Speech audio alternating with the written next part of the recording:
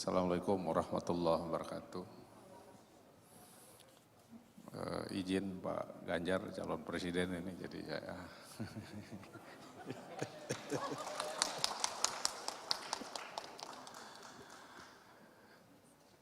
memang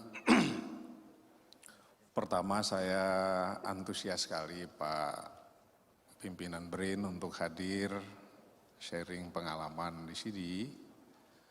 Karena tugas BRIN yang paling berat itu adalah mengelola harapan.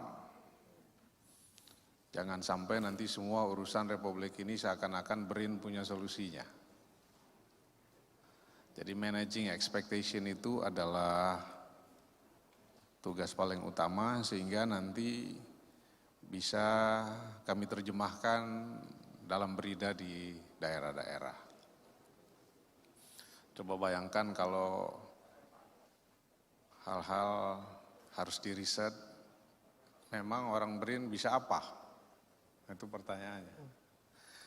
Oleh karena itu paling penting sebelum kami bicara tentang berita di NTB, mungkin kalau sempat ada yang menampilkan, tadinya saya akan memaparkan tentang technological learning dan innovation di Indonesia and the experience of Brida di Nusa Tenggara Barat.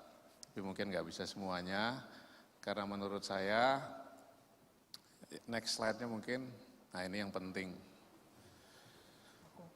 Kita harus punya kesepakatan bersama, yang mulai teman-teman BRIN bisa jadi feedback ini, untuk punya framework untuk memberikan makna tentang sustainable development. Pembangunan yang digesa oleh semua presiden, semua pemerintah ini harus tetap berlanjut. Dan apapun school of thought-nya, orang yang belajar tentang pembangunan berkelanjutan itu ada dua key elements yang paling penting. Yang pertama itu adalah concern pada lingkungan, ini terlampau sering dibicarakan, tapi jarang sekali yang membicarakan bahwa variabel paling penting dalam pembangunan berkelanjutan itu adalah teknologi. Kenapa? Karena menurut framework yang ada itu, wealth generation di dalam ekonomi terbuka itu ditentukan oleh industrialisasi, industrial competitiveness, daya saing. Terima kasih Pak Handoko ngambil tema yang sangat penting tentang kehadiran Brida dan daya saing, tapi kita harus mendefinisikan what do we mean by competitiveness. Karena competitiveness ini punya korelasi positif dengan productivity. Once we are talking about productivity, we are talking about technology.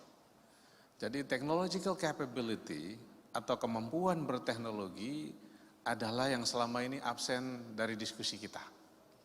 Sehingga orang terlanjur mereduksi pengertian BRIN itu seakan-akan BRIN concern dengan teknologi tepat guna. BRIN harus berkonsentrasi pada accumulation of technological capability atau dalam terminologi singkat disebut dengan technological learning. Technological capability ini, langsung ke slide berikutnya. Next, ada model of innovation yang sering salah ini. Nah, Bapak-bapak BRIN dan para pimpinan daerah ini penting. Selama ini, dari tadi saya mendengar sambutan itu, orang sering mereduksi seakan-akan Indonesia itu negara maju. Jadi di negara maju itu, ada yang disebut dengan the typical model of innovation. Seakan-akan inovasi itu harus dimulai dengan invention. Harus ada penelitian dulu di lab, sehingga riset itu harus identik dengan profesor, botak kepalanya, kacamatanya tebal, sederet, gelar akademik yang menakutkan. Kemudian setelah ada invention, itu akan menghasilkan prototype of design. Nah, kalau kita lihat, di Serpong banyak balai-balai kita yang menghasilkan prototipe, kemudian kalau dia dites oleh pasar maka fase berikutnya adalah mass production atau komersialisasi. This is the wrong model of innovation kalau diterapkan di negara berkembang.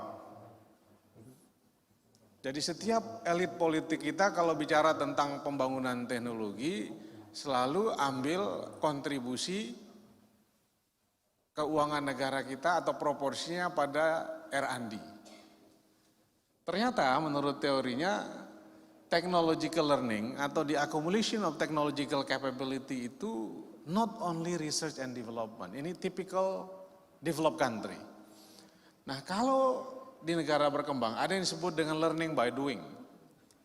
Ada yang disebut dengan learning by operating, dengan mengoperasikan mesin, dengan melakukan pekerjaan secara langsung. Ada tacit knowledge yang terakumulasi. Ada learning from changing. Ada learning by searching. Ada learning by hiring. Meng-hire staff yang ekspertisnya di atas rata-rata, kita juga akan belajar. Learning by training. Learning by system performance feedback. Learning by sharing, learning by field experimentation, kemudian learning by large scale project management. Jadi learning itu banyak sekali. Jadi ketika BRIN mengatakan riset yang mana? Apakah NTB itu harus R&D di bidang pertanian kah? Ekstraktif industri kah? Atau apa? Nah, jadi ini yang paling mendasar, saya kira yang harus disepakati dulu, bahwa once we are talking about research, it is not only talking about research and development, tapi learning itu banyak sekali bentuknya. Nah, sayang sekali banyak PhD kita yang dikirim ke luar negeri itu pulang dari barat dengan gelar akademik yang baru, seakan-akan negara di mana kita melakukan aktivitas sekarang itu seperti logika negara maju. Nah, next slide-nya. Nah, technological trajectory itu, sebelum saya ngomong BRIDA nih Pak Koster, di negara maju itu seperti yang di atas. Jadi ada riset, prototype, kemudian komersialisasi, dari yang sifatnya fluid, transition to specific technology. Tapi kalau di negara berkembang seperti kita, itu dari samping kanan ke kiri. Jadi orang duplicate imitation dulu, kemudian creative innovation, baru dia melangkah pada inovasi. Dari kalau istilahnya Pak Habibie dulu, makanya sebenarnya gedung ini mestinya jadi sejarah yang mengingatkan kita bahwa kita pernah benar dalam mensikapi teknologi ini walaupun pilihan industrinya kurang tepat atau bisa kita perdebatkan. Apa kata yang indah yang dicamkan oleh orang BPPT dulu, Kemendikbudristek itu adalah memulai dari awal dan mengakhirinya dari akhir. Jadi itulah yang disebut dengan ATM itu amati, tiru, modifikasi, kalau dalam jargon teknologinya disebut dengan reverse engineering. Nah, jadi kami-kami di daerah ini mestinya tidak terjebak seakan-akan yang disebut dengan BRIDA itu identik dengan R&D. In many cases, mestinya gubernur, bupati itu memulai beridahnya itu dengan ATM. Masa Nusa Tenggara Barat atau Bali, masker begini harus dibeli dari Jawa Barat, dari Jawa Timur. Tinggal beli saja satu sama Pak Koster, diamati, tiru, modifikasi, orang kita bisa bikin masker. Dan di NTB kita sudah bisa buktikan bahwa bukan hanya masker, rapid antigen pun bisa. Asal ada yang mau beli. Nah, ini yang pertama, yang mendasar. Yang kedua, nah, proses pembelajaran duplicative, creative imitation, sampai invention tadi di negara berkembang itu tidak bergerak dalam kevakuman, tidak terisolasi, tapi bergerak dalam satu sistem yang disebut dengan sistem inovasi. Next. Nah, ini yang disebut dengan sistem inovasi itu. Ada market atau teknologi environment-nya, ada technological capability-nya di universitas, di research institute, di industri, dan lain sebagainya. Tugas BRIN, nah kalau saya bisa berkontribusi ini, adalah memformulasi sistem inovasi nasional dan menjadi katalisator sistem inovasi ini kalau tidak jalan di semua agent atau elemen dari sistem ini. Mana BRIDA? BRIDA adalah, balik yang tadi aja yang BRIDA adalah sistem inovasi daerah sebenarnya. Tugas BRIDA kemudian adalah memformulasi dan mengeksekusi agar kita punya yang namanya Regional Innovation System. Jadi misalnya Mas Ganjar punya industri atau kami di NTB itu punya namanya inkubator bisnis misalnya. Karena menurut sistem inovasi ini yang paling berkontribusi besar dalam ekonomi itu adalah sektor industri atau perusahaan. Nah, jadi tugas kita di BRIN atau BRIDA itu adalah memastikan bahwa bisnis investasi yang ada di daerah kita nyaman untuk beroperasi, kitalah yang ngatur untuk dikonek dengan perbankan, insuran, peraturan pemerintah dan lain sebagainya. Nah, oleh karena itu kami di NTB betul-betul memaknai diri kami itu sebagai institusi yang memformulasi dan mengeksekusi sehingga sistem inovasi itu jalan di daerah kami.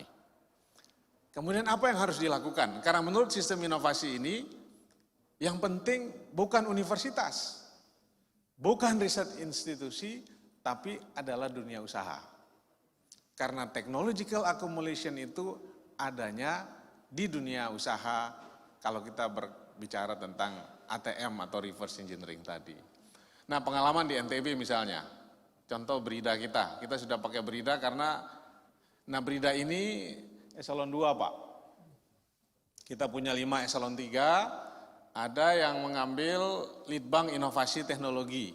Kemudian ada pemanfaatan riset dan inovasi, karena selama ini sering ada pembedaan bahwa invensi sama inovasi komersialisasi itu dipisah. Kemudian ada kemitraan dan inkubasi bisnis, ini program Pak Jokowi yang namanya STP dulu, Science Technopark. Jadi sebenarnya ini Science Technopark yang diperluas, dan yang terakhir pengembangan sumber daya IPTEK. Pengembangan sumber daya IPTEK ini yang kita punya kemampuan untuk menyekolahkan anak-anak muda kita. Ini saya kira informasi buat para gubernur yang lain. Kami, karena pentingnya inovasi ini buat pembangunan kami mengirimkan 1.000 beasiswa ke luar negeri. Mungkin 80%-nya itu in the area of science and technology. Karena memang dan kami kebetulan kirim ke Eropa Timur Pak Gubernur, karena relatif murah di sana. Bahkan di Eropa Timur itu jauh lebih murah dikirim timbang mahasiswa kita di Jakarta. Nah, saya kira ini jadi masukan juga buat BRIN untuk memberikan feedback pada Kementerian Keuangan, 1 students yang kita kirim ke Harvard atau Stanford mungkin penting gitu. Tapi kalau terlampau banyak, itu opportunity cost-nya terlampau mahal. Karena 1 students di Harvard, kita mungkin bisa ngirim 30 sampai 100 yang belajar sains dan engineering di Eropa Timur. Nah, oleh karena itu, ini jadi pengalaman yang mungkin bisa ditorehkan, karena menurut saya, mengirimkan student ke luar negeri yang jadi proyek besar-besaran Pak Habibie dulu penting. Ini terutama kami dari Indonesia Timur. Kalau orang Indonesia Timur, itu dikirim belajar ke Jawa Barat, ke Jakarta, ke Jogja, biasanya yang tumbuh sifat kedaerahannya, ngumpul sesama dirinya.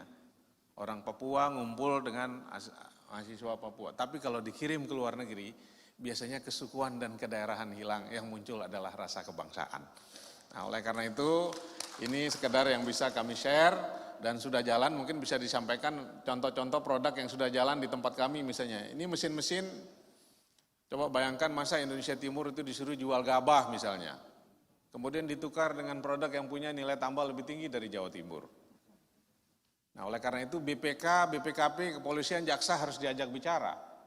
Karena mesin buatan kami tentu saja kualitasnya jelek, harganya lebih mahal. Nah, kalau kita ambil, nanti APH mengatakan ini bisa kerugian negara. Padahal dalam teori pembangunan teknologi ada cost of learning. Nah, oleh karena itu semua mesin-mesin ini kami bikin sekarang, yang tadinya memotong bambu pakai tangan, dengan adanya introducing dari mesin bisa jadi 10.000 bahkan puluhan ribu, bahkan yang lain. Kalau dia mampu melakukan mesin-mesin ini, saya kira kalau dikasih hibah oleh pemerintah daerah kita kepada masyarakat akan sang pasti ada komplain. Kenapa cepat rusak, kenapa harganya mahal, pasti. Dulu orang mengejek mesin buatan Cina juga begitu, tapi lama-lama dengan feedback yang lebih baik akan ada penyempurnaan. Nah, ini sekedar memberikan semangat pada provinsi yang lain. Kalau NTB saja bisa, mestinya provinsi yang lain juga bisa. Nah, saya kira begitu. Terima kasih. Assalamualaikum warahmatullahi wabarakatuh.